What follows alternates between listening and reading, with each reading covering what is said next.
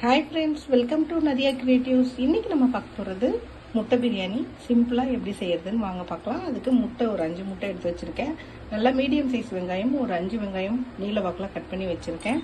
இதுக்கு தேவையான அளவு இது வந்து சோம்பு, அப்புறம் வந்து லவங்கம், அந்த செட்டு வந்து எடுப்போம்ல, அது அப்படியே எடுத்திருக்கேன். பிரிஞ்சி எல்லாம் இல்லை, அதனால் நான் சேர்க்கல. நீங்கள் இருந்தால் வந்து சேர்த்துக்குங்க.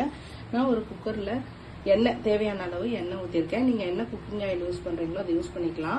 அதில் வந்து இப்போ நம்ம டைரெக்டாக வந்து இந்த தாளிப்பு ஐட்டம் சேர்க்காம முட்டையை வந்து உடச்சி சேர்த்துக்க போகிறோம். இப்போ 5 முட்டையை உடச்சி இதில் சேர்த்துட்டு எப்படி இருக்குன்னு வாங்க பார்க்கலாம். இப்போ இந்த 5 முட்டையை உடச்சி ஊற்றியாச்சு. இப்போ வந்து என்ன பண்ணலாம், இந்த எண்ணெயிலேருந்து லைட்டாக வந்து கலந்து கொடுங்க. கலந்து நம்ம பொடி மாஸ் செய்வோம் இல்லைங்களா, அந்த மாதிரி வந்து நம்ம எல்லாம் வந்து நல்லா வறுத்துக்க போகிறோம்.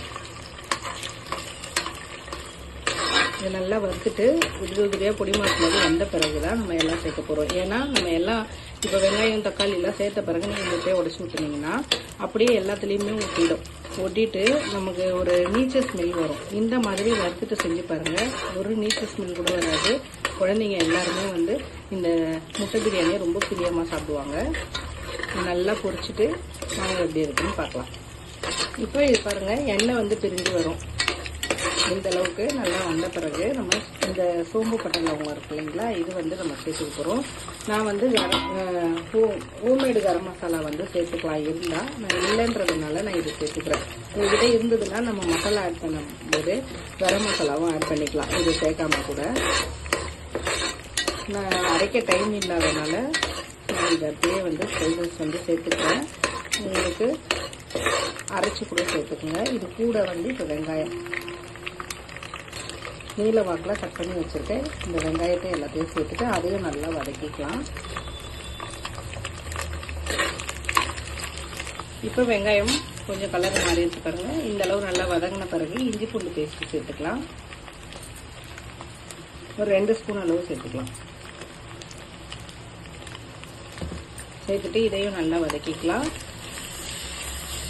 பச்சை வாசனை போக வதக்கின பிறகு தக்காளி ஒரு மீடியம் சைஸில் 3 தக்காளி பொடியாக கட் பண்ணி அதையும் சேர்த்துட்டு போகிறோம்.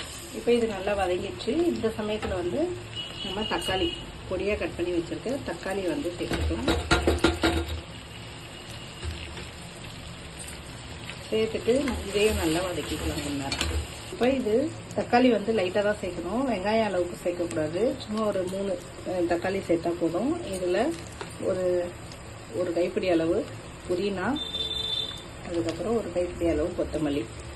நான் வந்து பச்சை மிளகாய் வந்து இஞ்சி பூண்டு பேஸ்டோடவே சேர்த்து அரைச்சிருக்கேன், அதனால் நான் சேர்க்கல. உங்களுக்கு விருப்பப்பட்டால் 2 பச்சை மிளகா கூட சேர்த்துக்குங்க. சேர்த்துட்டு இதையும் நல்லா வதக்கிக்கலாம். இப்போ எல்லாம் நல்லா வதக்கியாச்சு. இப்போ வந்து உப்பு காரம் வந்து ஆட் பண்ணிக்கலாம். மசாலாலாம் இதுக்கு தேவையான அளவு உப்பு சேர்த்துக்கிறேன். இது கூட ஒரு 1/4 ஸ்பூன் மஞ்சள்தூள்,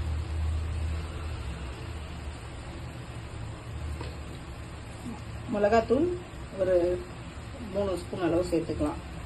நான் வந்து 1/2 கிலோ ரைஸ் அளவு எடுத்திருக்கேன், அதுக்கு 3 ஸ்பூன் கரெக்டாக இருக்கும்.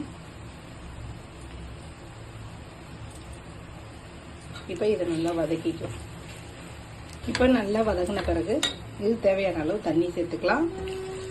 நான் வந்து நார்மல் புழுங்கல் அரிசி ரைஸோ சேர்த்துருக்கேன். உங்களுக்கு வேணுன்னா பாஸ்மதி ரைஸோ சீரக சம்பா ரைஸோ கூட சேர்த்துக்கலாம். ரொம்ப நல்லாயிருக்கும் இந்த பிரியாணிக்கு. இப்போ இதுக்கு தேவையான அளவு தண்ணி வந்து சேர்த்துக்கலாம். இப்போ இது நல்லா கலந்து கொடுத்து கொதிச்சு வரட்டும். வந்த பிறகு நம்ம ரைஸ் வந்து சேர்த்துக்கலாம். ரைஸ் வந்து 1/2 hour ஊற வச்சுருக்கேன். தண்ணி எடுத்து ரெடியாக வச்சுருக்கேன். இது நல்லா கொதிச்சு வந்தோடனே இதை சேர்த்துக்கலாம். இப்போ இந்த வாஷ் பண்ணி வச்சு ஊற வச்சுருந்த அரிசியை வந்து நம்ம சேர்த்துக்கலாம். சேர்த்துட்டு விசில் வச்சிடலாம். இப்போ இது ஒரு 3 விசில் வச்சுட்டு எப்படி இருக்குன்னு வாங்க பார்க்கலாம். இப்போ 3 விசில் வந்தாச்சு. ஓப்பன் பண்ணி பார்த்துடலாம். நம்மளோட சூப்பரான முட்டை பிரியாணி ரெடி ஆயிடுச்சு பாருங்கள். உதிரியாக நல்லா சூப்பராக கிடச்சிருக்கும். இது வந்து நீச்ச வாசமும் வராது, அந்த கவுச்சி வாசம்னு சொல்லுவாங்களே, அது வராது. இந்த முட்டை சாதம் இந்த மாதிரி செஞ்சு பாருங்கள். குழந்தைங்க ரொம்ப பிரியமாக சாப்பிடுவாங்க. அப்படியே இந்த பொடி மாஸ் முட்டை மாதிரி முட்டை வாய்க்கு கடிப்படும் போது ரொம்ப டேஸ்ட்டாக இருக்கும். நம்ம முட்டை இன்னும் 2 கூட சேர்த்துக்கலாம், நல்லாயிருக்கும். உங்களுக்கு எப்படி விருப்பமோ அது மாதிரி வந்து நீங்கள் செஞ்சுக்குங்க. இதே மாதிரி செஞ்சு பாருங்க. செஞ்சு பார்த்துட்டு கண்டிப்பா கமெண்ட்ல எப்படி இருக்குன்னு சொல்லுங்க. உங்களுக்கு பிடிச்சிருந்தா லைக் பண்ணுங்க, ஷேர் பண்ணுங்க, கமெண்ட் பண்ணுங்க, சப்ஸ்கிரைப் பண்ணுங்க. பக்கத்துல பெல் ஐக்கான் பட்டனை பிரஸ் பண்ண மறந்துடாதீங்க. தேங்க்யூ.